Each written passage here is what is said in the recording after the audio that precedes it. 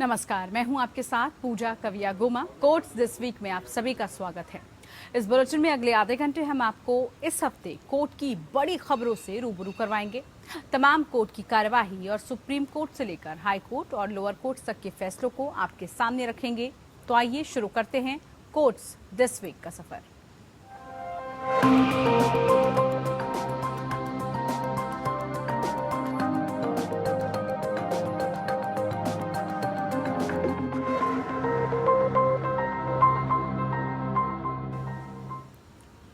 Supreme court ने बुधवार को राजद्रोह कानून की संवैधानिक वैधता को चुनौती देने वाली याचिकाओं पर सुनवाई की।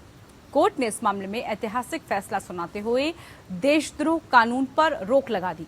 सुप्रीम कोर्ट ने केंद्र और राज्य सरकारों से कहा कि जब तक केंद्र द्वारा कानून की समीक्षा पूरी नहीं हो जाती, तब तक देशद्रोह का कोई भी मामला दर्ज नहीं होगा। उधर केंद्र सरकार ने सुप्रीम कोर्ट से बुधवार को कहा कि पुलिस अधीक्षक या उससे ऊपर रैंक के अधिकारी को राजद्रोह के आरोप में दर्ज प्राथमिकियों की निगरानी करने की जिम्मेदारी भी दी जा सकती है। केंद्र की ओर से पेश हुए सॉलिसिटर जनरल तुषार मेहता ने बताया कि राजद्रोह के आरोप में प्राथमिकी दर्ज करना बंद करना सही नहीं है, क्योंकि ये प्रावधान एक संज्ञेय अपराध से संबंधित है और 1962 में एक संविधान पीठ ने इसे बरकरार रखा था। अंतरिम आदेश के बाद कानून मंत्री ने न्यायपालिका को लक्ष्मण रेखा पार नहीं करने की नसीहत भी दे डाली।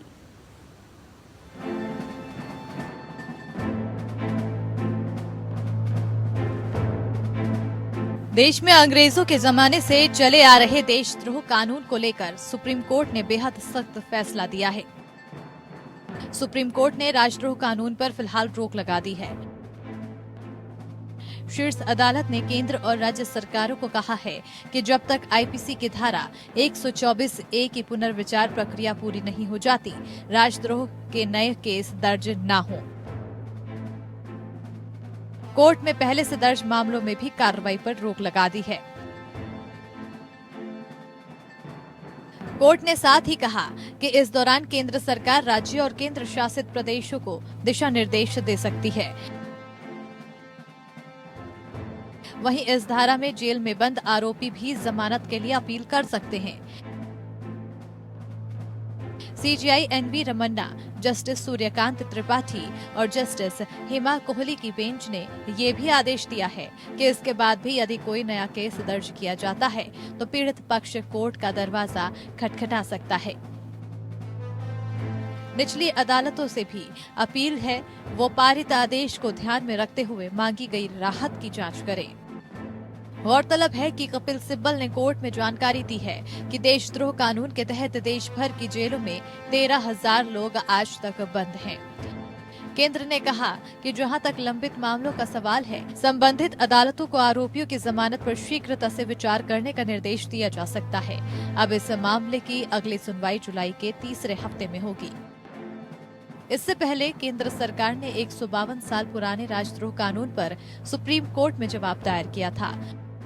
वहीं कोर्ट ने केंद्र को राजद्रोह कानून के प्रावधानों पर फिर से विचार करने का वक्त दिया था। इसके पहले सरकार की ओर से सॉलिसिटर जनरल तुषार मेहता ने कहा कि आईपीसी की धारा 124A पर रोक न लगाई जाए। हालांकि उन्होंने ये प्रस्ताव दिया है कि भविष्य में इस कानून के तहत एफआईआर पुलिस अधीक्षक की जांच और सहमति के बाद ही दर्ज की जाए। केंद्र ने कहा, संज्ञेय अपराध को दर्ज होने से नहीं रोका जा सकता है। कानून के प्रभाव पर रोक लगाना सही नहीं हो सकता, इसलिए जांच के लिए एक जिम्मेदार अधिकारी होना चाहिए। मामला तभी दर्ज हो जब वो कानून के तहत तय मानकों के अनुरूप हो। तुषार मेहता ने कहा कि देशद्रोह के लंबित मामलों की गंभीरता का पता नहीं है। इनमें शायद आतंकी या मनी लॉन्ड्रिंग का एंगल है। वो कोर्ट में विचाराधीन है और हमें उनके फैसलों का इंतजार करना चाहिए। केंद्र ने ये दलील भी दी कि कोर्ट की संविधान पीठ द्वारा बरकरार रखे गए देशद्रोह के प्रावधानों पर रोक लगाने के लिए आदेश देना सही तरीका नहीं हो सकता है। उधर केंद्र ने पुनर्विचार के दौरान लंबित मामलों पर रोक लगाने का विरोध किया। अंतरिम फैसले के बाद कानून मंत्री किरेन रिजिजू ने कहा कि हमने अपनी स्थिति पूरी तरह साफ कर दी है। प्रधानमंत्री मोदी की मंशा के बारे में भी कोर्ट को बता दिया है। हम कोर्ट और इसकी स्वतंत्रता का सम्मान करते हैं, लेकिन एक लक्ष्मण रेखा है जिसका लोकतंत्र के सभी अंगों को सम्मान करना चाहिए। One thing I must say is that we respect the court, we respect the independence of the court, but there are things which is called Lakshman Rekha. All the organs of the state must respect each other and also to practice our respect in letter and writ. Whatever we say, whatever we do, we have to ensure that we respect the provisions of the Constitution of India as well as all the existing laws. Editors guild of India TMC सांसद महुआ मोइत्रा समेत 5 पक्षों की तरफ से देशद्रोह कानून को चुनौती देने वाली याचिका दायर की गई थी। मामले में याचिकाकर्ताओं का कहना है कि आज के समय में इस कानून की जरूरत नहीं है। इस मामले की सुनवाई सीजेआई एनवी रमन्ना की अध्यक्षता वाली 3 जजों की बेंच कर रही है।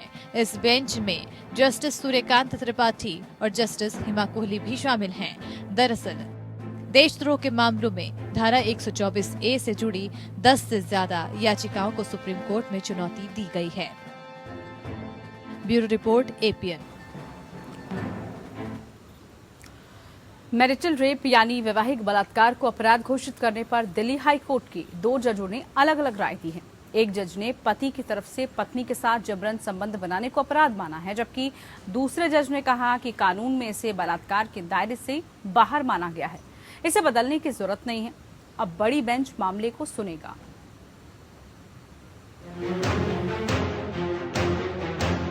वैवाहिक रेप अपराध है या नहीं, इसको लेकर दिल्ली हाईकोर्ट में अहम सुनवाई हुई।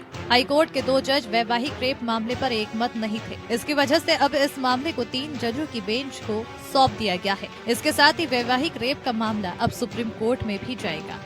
वैवाहिक रेप मामले पर सुनवाई कर रहे जस्टिस राजीव शगधर और जस्टिस हरिशंकर के विचारों में कानून के प्रावधानों को हटाने को लेकर मतभेद था, इसलिए इसे बड़ी बेंच को सौंपा गया है। पीठ ने याचिकाकर्ता को अपील करने की छूट दी है। जानकारी के मुताबिक जस्टिस राजीव वैवाहिक रेप को अपराध की श्रेणी में रखने के पक्ष में थे, वहीं जस्टिस हरिशंकर इस पर एकमत नहीं थे। जस्टिस राजीव का कहना था कि पत्नी से बिना इच्छा के शारीरिक संबंध बनाने पर पति पर क्रिमिनल केस होना चाहिए। वहीं हरिशंकर ने इस विचार से सहमति जाहिर नहीं की। जस्टिस राजीव शंकधर ने अपने फैसले में माना कि वैवाहिक बलात्कार के अपराध से पति को छूट असंवैधानिक है, इसलिए उन्होंने धारा 375 के अपवाद 2, 376B आईपीसी को अनुच्छेद 14 के उल्लंघन में माना और रद्द कर दिया गया। हालांकि जस्टिस सी हरिशंकर ने कहा कि वो जस्टिस शंकधर से सहमत नहीं है। उन्होंने माना कि धारा 375 का अपवाद 2 संविधान का उल्लंघन नहीं करता है। ये विवेकपूर्ण अंतर और उचित वर्गीकरण पर आधारित है। जस्टिस राजीव शंकधर और जस्टिस सी हरिशंकर की पीठ ने आदेश को 21 फरवरी को सुरक्षित रख लिया था। उन्होंने आज फैसला सुनाया। दोनों जजों ने सुप्रीम कोर्ट में अपील का प्रमाण पत्र दिया और कहा कि फैसले में कानून के महत्वपूर्ण प्रश्न शामिल हैं। इस मामले में दिल्ली हाईकोर्ट को ये तय करना था कि मैरिटल रेप को अपराध घोषित किया जा सकता है या नहीं। वैवाहिक रेप मामले में पहले केंद्र सरकार ने मौजूदा कानून की तरफदारी की थी, लेकिन बाद में यू टर्न लेते हुए इसमें बदलाव की वकालत की।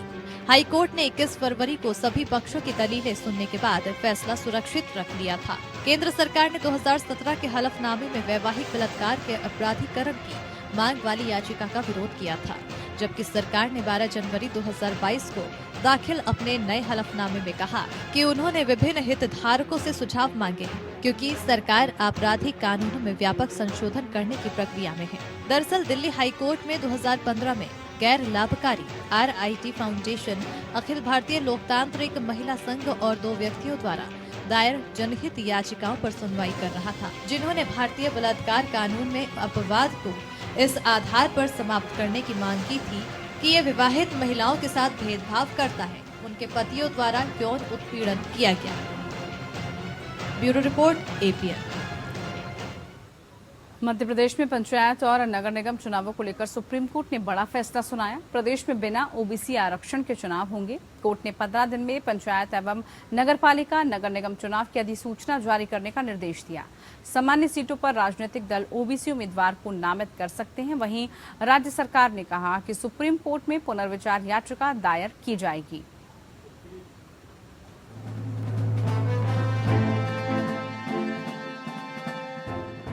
मध्य प्रदेश में पंचायत और नगर निगम चुनाव को लेकर सुप्रीम कोर्ट ने बड़ा फैसला सुनाया है।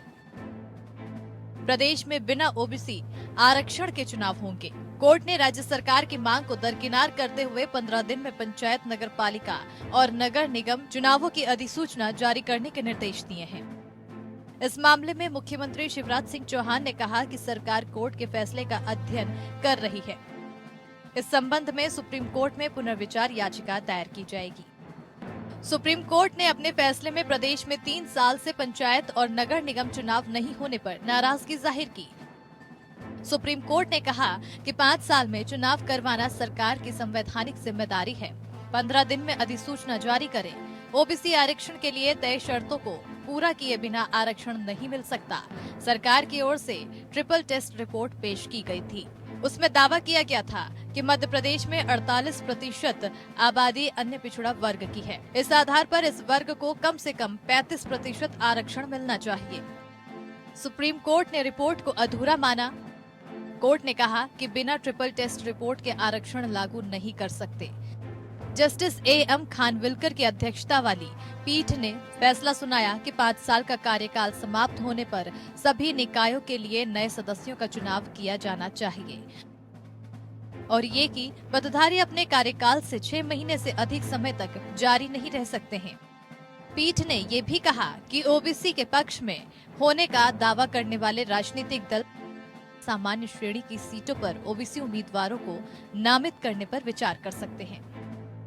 कांग्रेस नेता सैयद जफर और जया ठाकुर ने प्रदेश में पंचायत चुनाव में रोटेशन प्रक्रिया को अपनाने की याचिका दायर की थी। इस याचिका की सुनवाई में कोर्ट ने सरकार से ओबीसी आरक्षण को लेकर जवाब मांगा था।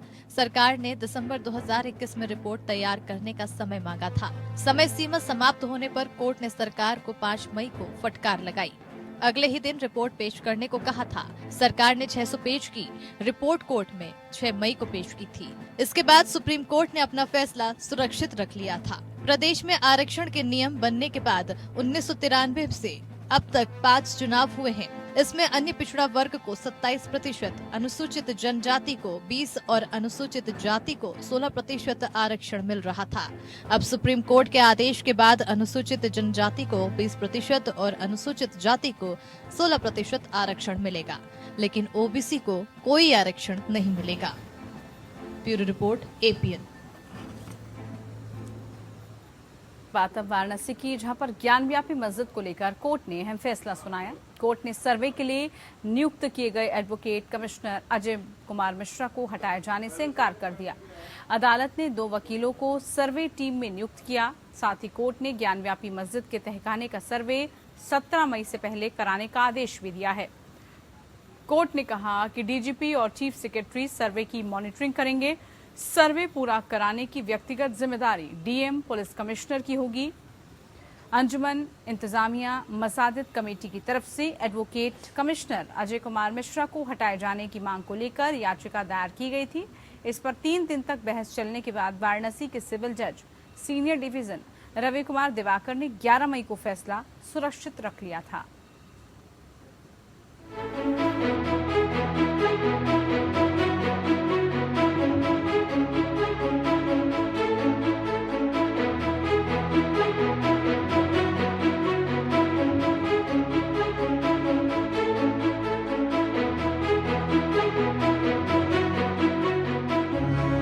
वाराणसी के सिविल कोर्ट ने ज्ञानवापी विवाद पर अपना फैसला सुना दिया है।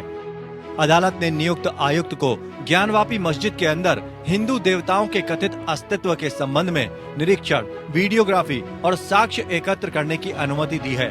जज ने कहा कि सर्वे जारी रहना चाहिए और सर्वे टीम में 2 वकीलों को भी शामिल किया जाएगा। अजय मिश्रा कोर्ट कमिश्नर बने रहेंगे, कमिश्नर को नहीं हटाया जाएगा। कोर्ट ने अपने आदेश में कहा है कि सर्वे में बाधा डालने वालों के खिलाफ कार्रवाई की जाएगी।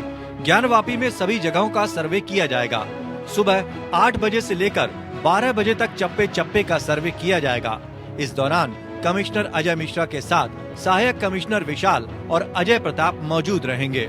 जिला प्रशासन ताले को खुलवाकर या ताले को तोड़वाकर भी सर्वे कराएगा। डीजीपी और चीफ सेक्रेटरी मॉनिटरिंग करेंगे। सर्वे पूरा कराने की व्यक्तिगत जिम्मेदारी डीएम और पुलिस कमिश्नर को होगी। जिला प्रशासन बहाना बनाकर सर्वे की कार्रवाई को टालने का प्रयास नहीं करेंगे। 17 मई तक सर्वे रिपोर्ट सौंपनी है। 17 तारीख तक एडवोकेट कमीशन की रिपोर्ट माननीय न्यायालय के समक्ष सबमिट की जाएगी। आज माननीय न्यायाधीश महोदय ने आदेश कर दिया, जिसमें जिला प्रशासन, प्रदेश प्रशासन, जो भी पुलिस से संबद्ध पूरे प्रदेश स्तर के अधिकारी मॉनिटरिंग करेंगे। जिलाधिकारी इसकी मॉनिटरिंग करा के एडवोकेट कमीशन की कार्रवाई सुनिश्चित कराएंगे। 17 तारीख तक ये 2 और एडवोकेट कमिश्नर समेत इसको सबमिट करना है न्यायालय के समक्ष। अंजुमन इंतजामिया मस्जिद द्वारा सर्वेक्षण के लिए नियुक्त अदालत आयुक्त की ओर से पक्षपात का आरोप लगाने वाली एक याचिका को सिविल जज रवि कुमार दिवाकर ने खारिज कर दिया। वाराणसी की अदालत ने पहले साइट का निरीक्षण करने का निर्देश दिया था, लेकिन इसे इलाहाबाद उच्च न्यायालय के समक्ष चुनौती दी गई थी। हाई कोर्ट ने 21 अप्रैल को याचिका खारिज कर दी थी। इसके बाद निरीक्षण दल ने मौके पर पहुंचकर सर्वे शुरू किया था, लेकिन अंजुमन इंतजामिया मस्जिद ने कोर्ट कमिश्नर पर मुसलमानों के पक्षपाती होने का आरोप लगाते हुए इस पर आपत्ति जताई थी। इसके बाद कोर्ट कमिश्नर को बदलने की मांग करने वाली एक याचिका दायर की गई, जिसे खारिज कर दिया गया। अदालत के समक्ष मुकदमा एक राखी सिंह और अन्य द्वारा दायर किया गया था, जिन्होंने ये घोषणा करने की मांग की थी कि संविधान के अनुच्छेद 25 के तहत उनके धर्म को मानने के उनके अधिकार का उल्लंघन किया गया है। ये दावा किया गया था कि साइट पर मां गौरी, भगवान गणेश और हनुमान आदि जैसे देवता हैं और हिंदुओं को साइट में प्रवेश करने और उनकी पूजा करने और अपने देवताओं को भोग लगाने की अनुमति दी जानी चाहिए। सिविल जज ने दलीलों को सुनने के बाद 18 अगस्त 2021 को एडवोकेट कमिश्नर नियुक्त करने का आदेश पारित किया था। न्यायाधीश ने आयुक्त को साइट का दौरा करने और निरीक्षण करने और सबूत एकत्र करने का भी आदेश दिया था कि क्या साइट पर देवता मौजूद है। आयुक्त को किसी भी गड़बड़ी या वीडियोग्राफी के आधार पर सबूतों के संग्रह के प्रतिरोध के मामले में पुलिस बल की सहायता लेने की स्वतंत्रता दी गई थी। Bureau report.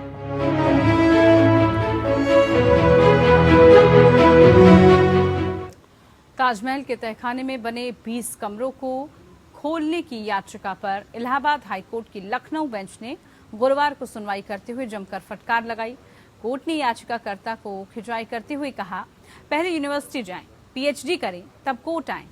कोर्ट ने कहा कि अगर कोई रिसर्च करने से रोके तब हमारे पास आना। इसके साथ ही कोर्ट ने याचिका खारिज कर दी है।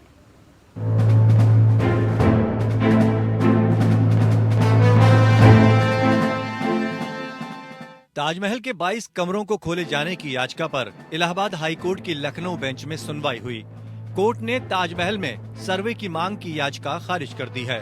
कोर्ट ने कहा कि याचिका न्यायिक मुद्दों पर आधारित नहीं है, हम फैक्ट फाइंडिंग टीम नहीं बना सकते। इसके साथ ही कोर्ट ने याचिका रद्द कर दी। उधर याचिकाकर्ता ने सुप्रीम कोर्ट जाने की बात कही। ये जो हम अपील फाइल करेंगे वो जो हमारी जो 4 प्रेयर्स थी उन चारों प्रेयर्स के साथ ही जाएंगे। एक बंद कमरों की जो खोलने की अपील है, दूसरा जो फैक्ट फाइंडिंग कमेटी की अपील है, वो सारे प्रेयर्स के साथ ही हम जाएंगे। इस याचिका में अदालत से मांग की गई है कि सालों से बंद पड़े 22 कमरों को खुलवाया जाए और आर्कियोलॉजिकल सर्वे ऑफ इंडिया से उसकी जांच कराई जाए। सुनवाई के दौरान अदालत ने याचिकाकर्ताओं से कहा कि वो अपनी याचिका तक ही सीमित रहें। आज आप ताजमहल के कमरे देखने की मांग कर रहे हैं, कल को आप कहेंगे कि हमें जज के चैम्बर में जाना है। अदालत ने याचिकाकर्ता से कहा कि वो जाएं और एमए, नेट, जेआरएफ करें और उसके बाद शोध में ऐसा विषय चुनें। फिर अगर कोई संस्थान उन्हें ये शोध करने से रोके तो हमारे पास आएं। हाईकोर्ट की लखनऊ बेंच में जस्टिस डी के उपाध्याय और सुभाष विद्यार्थी की बेंच ने मामले की सुनवाई की। अदालत में सुनवाई में याचिकाकर्ता रजनीश सिंह के वकील ने कहा कि देश के नागरिकों को ताजमहल के बारे में सच जानने की जरूरत है। अदालत ने कहा कि याचिकाकर्ता अपनी याचिका तक ही सीमित रहें। आप दरवाजे खोलने के लिए आदेश मांग रहे हैं। आप एक फैक्ट फाइंडिंग कमेटी की मांग कर रहे हैं।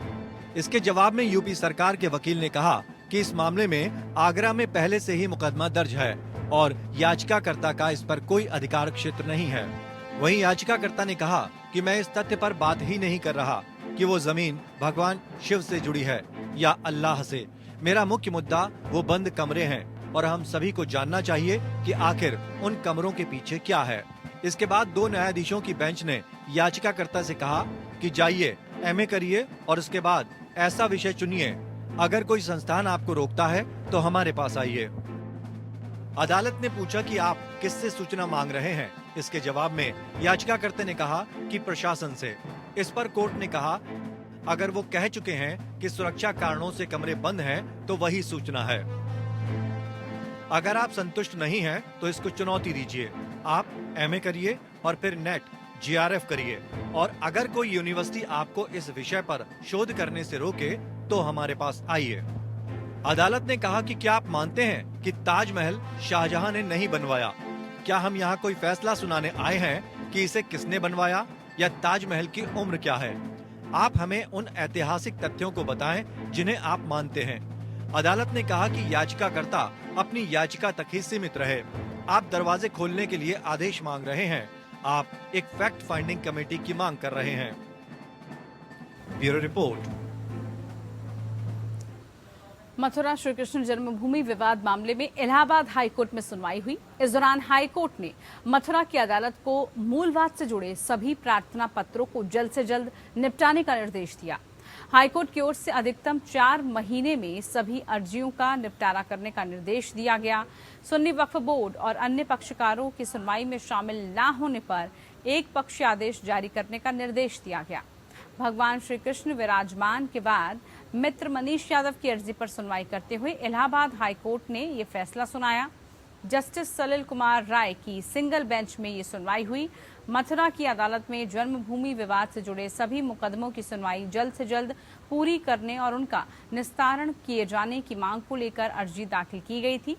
इस अर्जी में मथुरा की अदालत में चल रहे सभी मुकदमों को क्लब कर एक साथ सुनवाई किए जाने की भी मांग की गई थी।